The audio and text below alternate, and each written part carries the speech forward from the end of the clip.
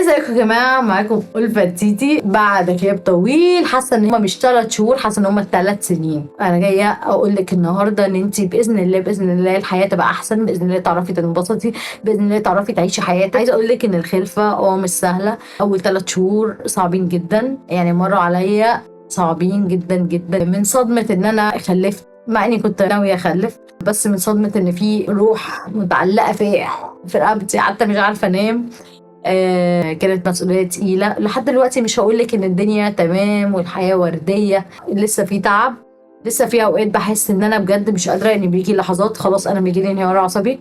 بس انا قررت قرار ان انا باذن الله هقدر ان انا اعمل اللي انا عايزاه، وفي نفس الوقت اقدر ان انا ابقى ام كويسه. وهو نايم مثلا، وهو قاعد مثلا مش بيعيط، هحاول اعمل اللي انا عايزاه، اصور فيديو، اخرج، اعمل اي حاجه انا نفسي اعملها، احاول اخلق لنفسي وقت وسط كل الضغوط دي. عايزه اقول لك الفيديو ده ما تيأسيش، ما تحبطيش. فكره انهم لازمك طول الوقت دي فكره انا عارفه ان هي صعبه جدا.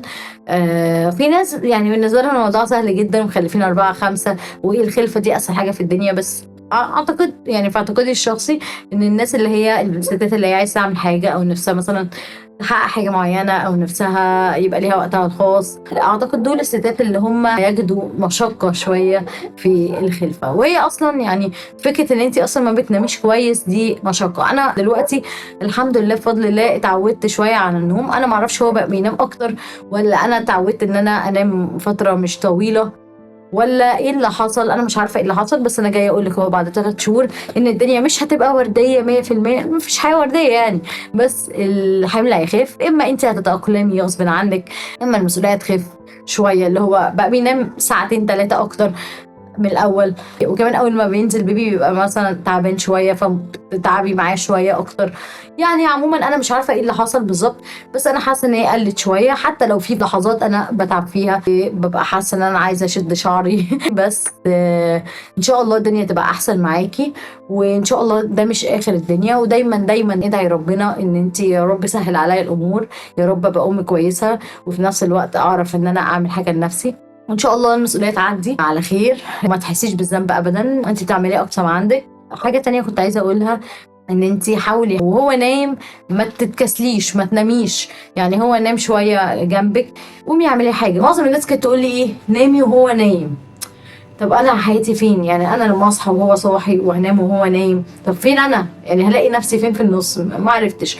حتى لو عايز تنامي سنه، ما قلتش ما تناميش خالص، بس قومي استغلي الوقت ده في حاجه كويسه. استغلي الوقت ان انت مثلا تخلصي اكل مثلا عشان تعملي حاجه انت عايزاها، عشان تتعلمي حاجه، عشان تشتغلي مثلا من على النت. ممكن تعملي الحاجه اللي انت عايزاها بصعوبه شويه، ايوه، ابطأ شويه، ايوه. ممكن تعمليها وانت مثلا ما عندكيش طاقه 100%، ايوه، بس ممكن تعمليها. يعني مش مستحيل ان انت تعملي حاجه او تحققي حاجه انت نفسك فيها وانت مخلفه. ده اللي انا طالعه اقوله بعد معاناتي 3 شهور دول. ايوه هقولها معاناه، لان هي فعلا فتره مش سهله تماما. اول 3 شهور او اول سنه او ايا كان في حياه انسان، يعني مش مسؤول عن نفسه تماما، يعني صعبة جدا. يعني ده طبيعي جدا، بس انت تقدري تطلعي من اللي انت فيه، تقدري تعملي اللي انت عايزاه على قد ما تقدري. حاولي تبصي للموضوع بشكل كويس، حاولي تبصي يعني والله بجد بجد. كانوا بيقولوا لي بصي هو اول ما يضحك في وشك هتحسي ان التعب ده راح وبقى سهل. هو التعب موجود شوية، ان شاء الله بيقل، ربنا بيديكي الطاقة والقوة. بس بجد بجد زي ما هما بيقولوا فعلا لحظات ظريفة بينك وبينه، بجد بتلاقيه بيضحك، فبجد الدنيا بتبقى حلوة. يعني ثواني، جوزي بعت لي وقال لي ان سالم بيعيط، فانا هضطر اقفل، او هعمل الحاجه ببطء، هعمل حاجه مش بسرعه، بس باذن الله هعملها، وباذن الله هكمل الفيديو. يلا سلام، عشان الولد بيعيط، هبقى اكمل الفيديو وقت تاني. تقدري تهديه وتعملي اللي انت عايزاه. اهم حاجه خدي الامور ببساطه على قد ما تقدري، حاولي تعافري، لان الموضوع مش سهل انا عارفه، ومش كل وقت، يعني انا مش كل وقت عندي طاقه ان انا اعمل فيها اللي انا عايزاه، اصور، انزل، اروح، اجي. بس بحاول على قد ما اقدر ان انا ثانيه واحده، بحاول على قد ما اقدر ان انا اكون انا، يعني ما انساش نفسي في البيبي، عشان انا لو نسيت نفسي في البيبي هكره حياتي واكره البيبي، واحس ان هو السبب في تدمير كل شيء في حياتي بجد. يعني ثانيه واحده لو سمحت. فارجوكي خدي الامور ببساطه. شهور صعبه، وعلى فكره مهما الناس ساعدتني، مهما جوزي ساعدني، مهما ماما جت ساعدتني، مهما ساعدوني، بحس برضو ان انا لا محدش بيساعدني. ليه؟ لان انا 24 ساعه مثلا انا بغير له مثلا 8 9 10 مرات، مثلا حد يجي يغير له مره.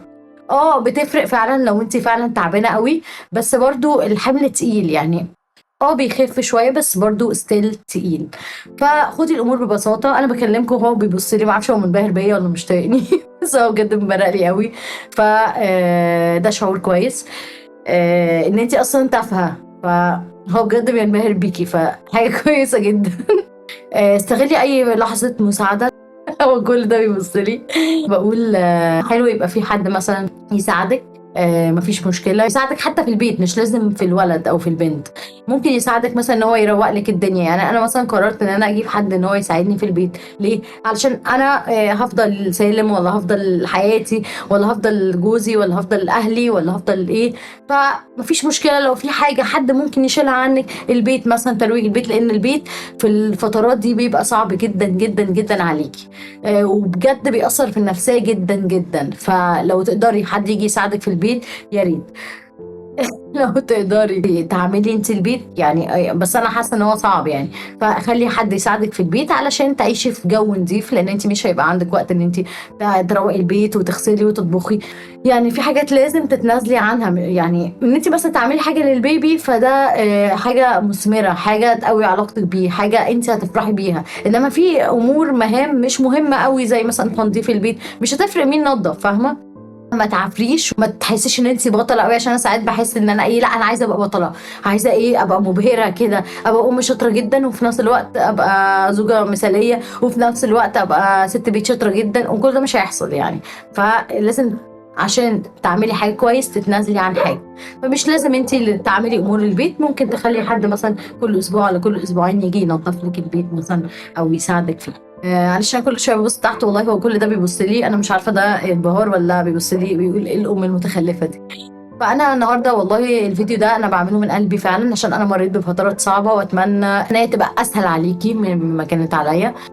المهم فانت تقدري تعملي اللي انت عايزاه. قولي لنفسك انا هقدر اقوم اعمل حاجه، انا هقدر اقوم اتعلم حاجه، انا هحاول اشتغل من على النت، انا مش عارفه ايه. ما توقفيش حياتك عشان هتكرهي نفسك وهتكرهي البيبي وهتكرهي عيشتك كلها. وبجد تقدري ان انت تعملي حاجه. قولي دايما يا رب سهل لي الامور. تفائلي بالخير. قومي اخرجي مثلا 10 دقايق ولا نص ساعه في اليوم عشان ترجعي بيها طاقتك. انا من شويه سبته وخرجت بس ربع ساعه كده الف حوالين البيت. اتكلم، قول للناس، اتكلم، ما تكسفنيش. جيت عكننت عليا حياتي، كنت بنام براحتي وبصحى براحتي، حد بيعيط لي ولا حد بيصوت لي. الحمد لله. في العادي هو بيتكلم يا جماعه. ايوه هو ده. المهم تفائلي بالخير. وتفائلي ان الدنيا هتبقى احسن، المسؤوليه هتبقى باذن الله اخف، او انت هتتاقلمي. حاولي ان انت لو في فرصه تعملي فيها حاجه ما تكسليش. لا هو الوقت اللي عندك ضيق شويه، فحاولي تستغليه وتستثمريه حاجه كويسه. ولو في اي حاجه عايزه تساليني فيها، بما ان انا ام تافهه جدا ما عنديش اي خبره بس بحاول ابقى احسن. انا عايزاكي انت كمان تحاولي تبقي احسن. ثانيه واحده، انا عايزاكي تحاولي تبقي احسن، وتحاولي تتعايشي، وتحاولي تعملي اللي انت عايزاه. مش عايزاكي تبقي ام تعيسه، مش عايزه يجيلك اكتئاب ما بعد الولاده. هيجيلك بس ما اتمناش يجيلك بنسبه كبيره يعني. هيجيلك يعني من المسؤوليه الكبيره يعني. ثانيه واحده المسؤوليه كبيره. فطبيعي ان انت تحسي ان انت مضغوطه، طبيعي ان انت تحسي ان انت عايزه تشدي في شعرك مش طايقه نفسك، طبيعي ان انت تبقي كارهه كل الناس اللي حواليكي لان محدش قال لك ان المسؤوليه كبيره قوي كده. بس ان شاء الله تعدي على خير، وحاولي تنبسطي بيها. واهم حاجه بس كنت عايزه اقولها، ثانيه يا ابني اهم حاجه، ثواني عايزه اقول جمله اخيره. جمله اخيره. اهم حاجه بس، في حاجه كده سمعتها في فيديو بيقولك ان اول 7 سنين في حياه الطفل هيبقى انت الرول موديل بالنسبه له. يبقى انت مش الام، الشخص المثالي. ثواني، الشخص المثالي انا مش بزعل في العادي. الشخص المثالي بالنسبه له هيبقى شايفك اهم شخص في الحياه. بعد 7 سنين هيبدأ عنده صحاب، هيبدأ يبقى عنده مدرسين، هيبدأ يحب الناس التانية. فاستمتعي ان انت اهم شخص في ثواني يا ظالم. بصوا انا اهم شخص في حياته دلوقتي. استمتعي ان انت اهم شخص في حياته، عشان بعد كده مش هتبقي في الاهميه دي. مش قصدي ان هو مش هيحبك، بس هيشوف ناس تانية وهيتعلق بناس تانية. فحاولي تستغلي الفتره دي ان انت تربيه كويس، تعلميه حاجات كويسه، تفرحي معاه، تعيشي الطفوله تاني معاه. انا نفسي دلوقتي يكبر شويه بس نتمرجح مع بعض، يعني يمكن انا تافهه شويه بس حاولي تنبسطي بوجوده، ما يبقاش حمل عليكي، عشان هو كده كده باذن الله موجود. وبدل ما تعيشي تعيسه عيشي سعيده وانتي راضيه ومبسوطه، لان ناس كتير قوي تتمنى الصوت المزعج اللي انتوا سامعينه دلوقتي.